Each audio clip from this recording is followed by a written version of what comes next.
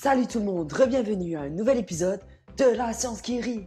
Aujourd'hui, le thème abordé, la loi de S. S'il vous plaît, n'oubliez pas de lâcher le like.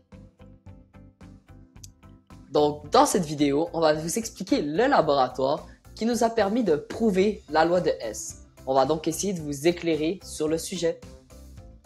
Donc, voici le déroulement de notre laboratoire. La réaction 1 est la dissolution du NaOH. La réaction 2 est la neutralisation entre le NaOH et le HCl. La réaction 3 est un mélange des deux réactions. Avant de commencer un laboratoire, il faut toujours poser une hypothèse. Il faut donc penser bien fort. La nôtre est que la somme des chaleurs molaires des réactions 1 et 2 est environ égale à la chaleur molaire de la réaction numéro 3. Donc, commençons avec un peu d'histoire sur ce fameux chimiste qui a permis à la loi de S d'exister. Donc, Germain-Henri S, pour son nom complet, a vu le jour le 7 août 1802 en Suisse, à Genève.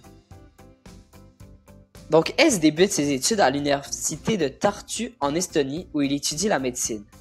C'est en rencontrant plus tard John Jacob Berzelius à l'université de Stockholm qu'il consacrera sa vie à la chimie.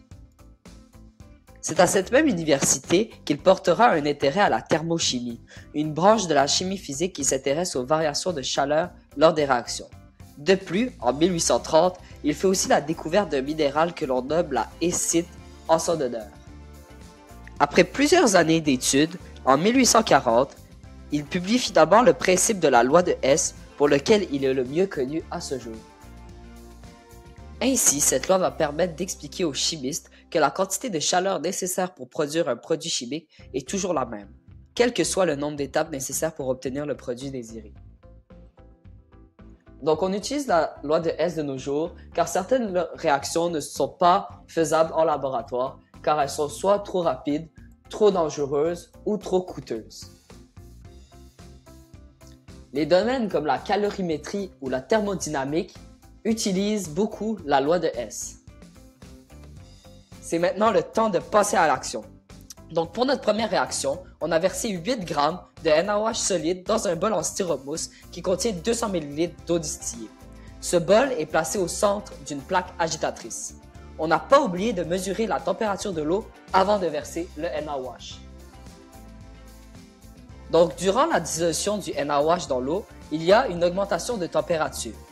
Une fois le NaOH complètement dissous, on a noté la température maximale atteinte par la solution. Nous avons procédé à deux autres essais en utilisant cette fois-ci 12 g de NaOH avec 150 ml d'eau et 2,5 g de NaOH avec 250 ml d'eau. Pour notre deuxième réaction, on commence par verser dans le ballon jaugé une petite quantité d'eau, pour ensuite verser 12 g de NaOH solide dans celui-ci.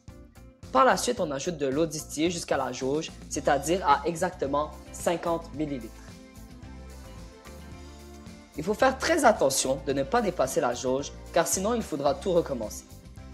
Par la suite, il faut laisser refroidir la solution de NaOH pour qu'elle diminue jusqu'à la température de la pièce. Une fois que la solution de 50 ml a complètement refroidi, il faut verser celle-ci dans le bol de styromousse qui contient 200 ml de HCl à 1,5 mol par litre. Il faut ensuite noter la température finale de la solution.